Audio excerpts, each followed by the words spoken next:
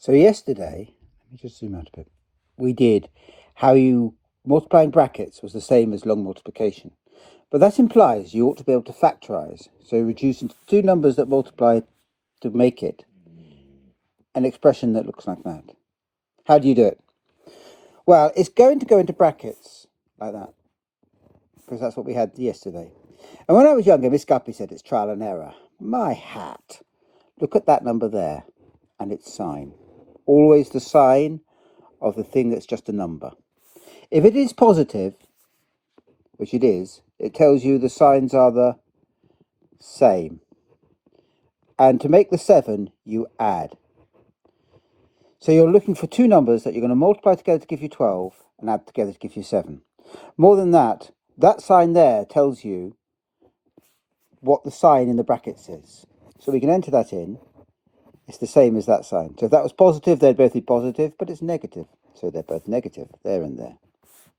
Then two numbers multiplied together could give you 12, so that could be 6 and 2, but that's no good because they don't add together to give you 7. 3 and 4 do, though. No order matters. Job's done. Suppose then it was a little bit different. Suppose it was x squared, minus x minus 12. Again, look at the sign of 12. Is it positive or negative? It is negative, and that tells you the signs are different. It also tells you that minus 1 is the difference of the signs, and because it's minus 1, the bigger of the two numbers will be negative. So we put our x in, x and x. Two numbers multiply together to give you 12, well, 3 and 4. One's going to be positive, one's going to be negative. The bigger one is going to be negative because that is negative. And there you have it. And so any number that looks like x squared minus, not every number, because sometimes you can't find a factor, but a lot of numbers for which factors do exist will look like that. And that would have to be like that.